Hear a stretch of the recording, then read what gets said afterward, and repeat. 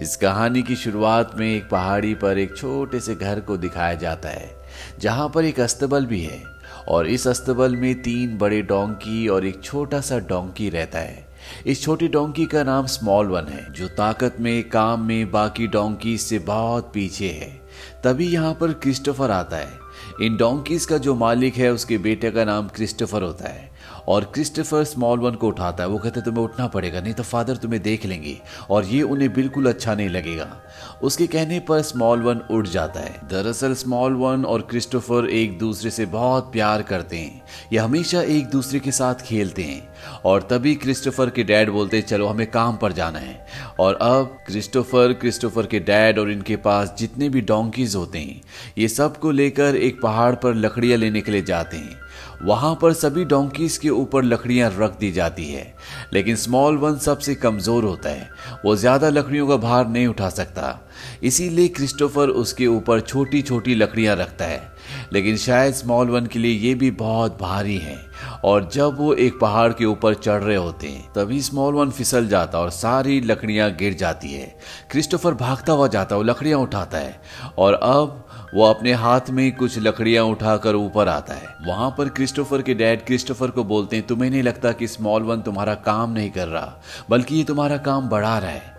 Christopher बोलता है कि ऐसा कुछ नहीं है, ये मेरी बहुत मदद करता है। और इसके बाद ये वापस घर आ जाते हैं। क्रिस्टोफर के डैड क्रिस्टोफर को कहते हैं तुम्हें नहीं लगता कि स्मॉल वन दूसरे डोंकीज के बराबर खाता है। क्रिस्टोफर कहता है कि हाँ इसकी भूख बहुत अच्छी है। उसके डैड बोलते हैं कि जितना ये काम करता है उस काम से इसके खाने का खर्चा भी नहीं निकलता। क्रिस्टोफर कहता है कि ऐसा कुछ नहीं है, आज ही थोड़ा सा थका हुआ था, कल ही अच्छा काम करेगा। उसके डैड बोलते हैं कि अब ये बूढ़ा हो चुका है, इसकी शक्ति खत्म हो चुकी है और हमें इसे बेचना होगा। इस बात से क्रिस्टोफर को बहुत दुख होता है। वो स्मॉल वन के गले लगकर रोने लगता है।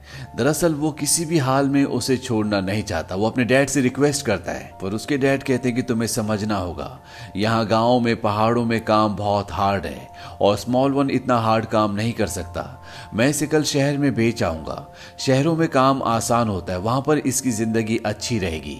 इसके बदले हमें एक सिल्वर कॉइन भी मिल जाएगा। और अब क्रिस्टोफर को हालातों को समझना पड़ता है। वो अपने डैड से कहता है क्या मैं इसे बेचने के लिए जा सकता हूँ। उसके डैड कहते हैं कि हाँ तुम जा सकते हो। ये कहकर क्रिस्टोफर के डैड वहां से चले जाते हैं। क्रिस्टोफर स्मॉल वन को कहता है कि तुम्हें घबराने की जरूरत नहीं है, कल के बाद तुम्हें लकड़ियां नहीं उठानी पड़ेंगी और मैं वादा करता हूं कि मैं तुम्हें किसी को भी नहीं बेच दूंगा बल्कि ऐसे इंसान को बेचूंगा जो तुम्हें प्यार करे, तुम्हारा ध्यान रखे। और अब अगले दिन ये दोनों के दोनों शहर में जो मार्केट होती है उसके गेट पर पहुंच जाते हैं। वहां गेट पर जो दरबान होता है वो इनसे पूछता है कि तुम दोनों कहां जा रहे हो। क्रिस्टोफर कहता है कि मैं अपने डोंकी को जिसका नाम स्मॉल वन है उसे बेचना चाहता हूं। उसे देखकर वो दरबान बहुत हंसता है। वो कहता है ये एक ही जगह बिक सकता है, यहां से तीसरी दुकान में चले जाओ। और अब क्रिस्टोफर और स्मॉल वन उस दुकान के अंदर चले जाते हैं जहां पर एक आदमी चाकू पर धार लगा रहा होता है। वो कहता है कि इस डोंकी के बदले मैं तुम्हें 1 सिल्वर कॉइन दे सकता हूं। क्रिस्टोफर कहता है ठीक है लेकिन तुम्हें वादा करना होगा कि तुम इसका ध्यान रखोगे। वो बताता है कि मैं एक टैनर हूँ, जानवरों की खाल निकालकर उसका सामान बनाता हूँ। ये सुनकर क्रिस्टोफर और स्मॉल वन दोनों बहुत बुरी तरह से डर जाते हैं और वहां से भाग जाते हैं। और अब ये एक एक करके पूरी मार्केट में घूमते हैं लेकिन स्मॉल वन को कोई भी नहीं खरीदना चाहता। और तभी इन्हें एक जगह दिखती है जहां पर घोड़ों की बोली लग रही होती है। क्रिस्टोफर स्मॉल वन को लेकर स्टेज पर चढ़ जाता है। जो यहाँ पर बोली लगवा रहा होता है वो कहता है यहाँ पर सिर्फ घोड़ों की बोली लगती है, हम इसे यहाँ पर नहीं बेच सकते क्योंकि ये एक बहुत ही कमजोर गधा है।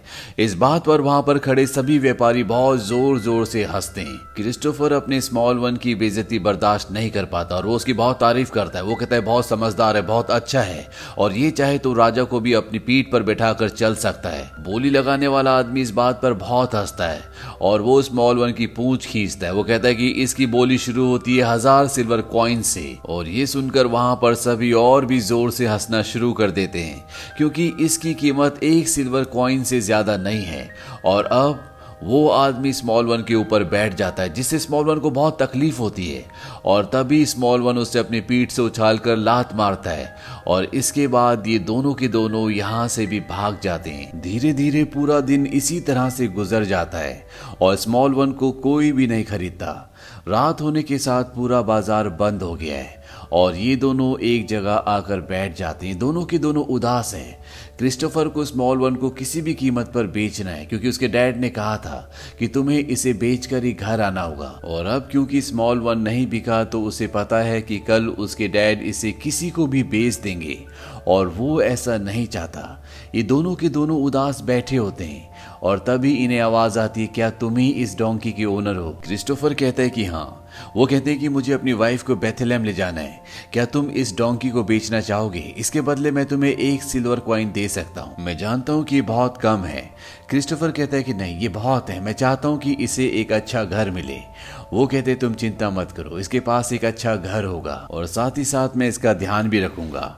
इस बात से क्रिस्टोफर को बहुत खुशी होती है और अब स्मॉल वन भी बहुत खुश है क्योंकि उसे एक अच्छा घर मिल गया है जैसा कि क्रिस्टोफर चाहता था।